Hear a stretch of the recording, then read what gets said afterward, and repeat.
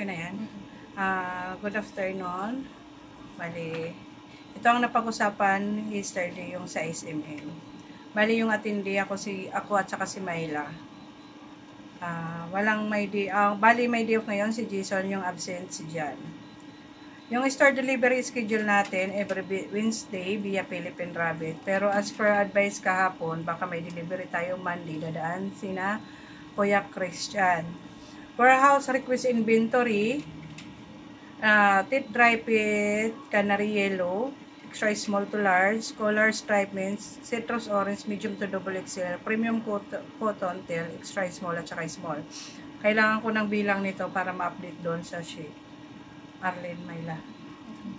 Wala naman na-discuss na item for allocation, wala din na-discuss na slow moving.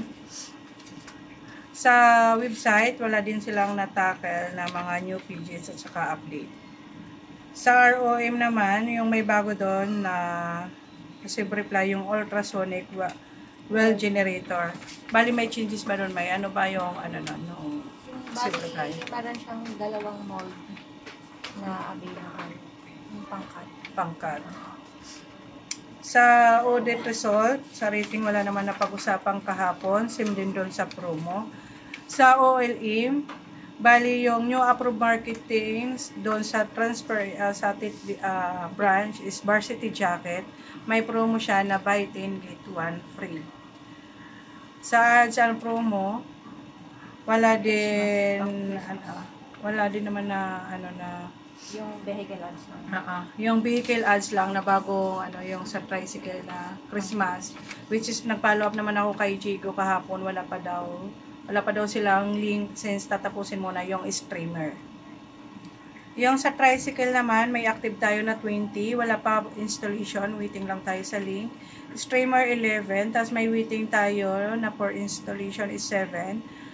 Bali, as per Jigo yesterday, priority tayo pero ngayon hindi ko siya makontak. Sticker, may active tayong 10, din may 20 na for installation. Isabay nyo na lang to pag magkabit kayo sa tricycle. Yung curtain natin active 11, for installation wala. Sa treasury, walang na-encounter na refund nung last week at saka complaint, walang nangyari. Sa MIS, wala din na-discuss, same sa visual categorization. Sa HR naman, bali may si Jan, mayroon siyang schedule ng leadership training at saka ads and promo. Sa 20 yung leadership, sa 21 yung ads and promo. Sa active hotspot, isa, bali tapos na diba? Tapos, yung sa garments ang consumable, every Thursday, which is hindi nagawa, ni Myla at saka ni Jan Jason sa consumable.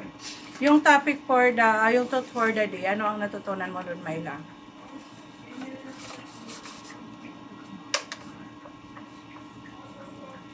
Arlene?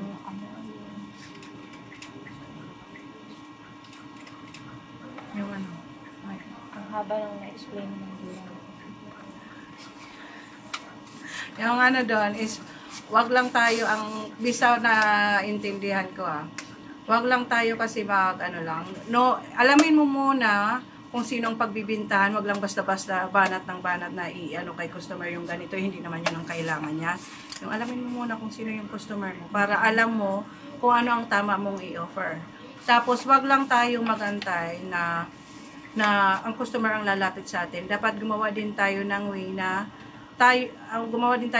mas lumawak yung ni transfer it. Like na lang sa posting. Dapat, hindi yung ngayon posting, bukas hindi. Parang, pag hindi tayo consistent kasi yung magpo-posting, parang nawawala tayo sa isip nila. Dito lang pag araw-araw tayo nakikita nila sa social media. Parang tatatak sa isip nila, isip transfer it, meron ganon. Si Genra may posting silang ganon. Kasi pag once in a blue moon lang tayo mag-posting, once in a blue moon lang tayo mag-update ng social media platform natin sa mga posting natin, makakalimutan tayo. Kung minsan din lang sila mag-browse ng mga ng FB nila, sakto wala ka din posting noon, hindi ka nila nakita. So, yun, dapat active tayo doon sa posting. Kasi ang success kasi, nakukuha sa consistency. Add on Myla.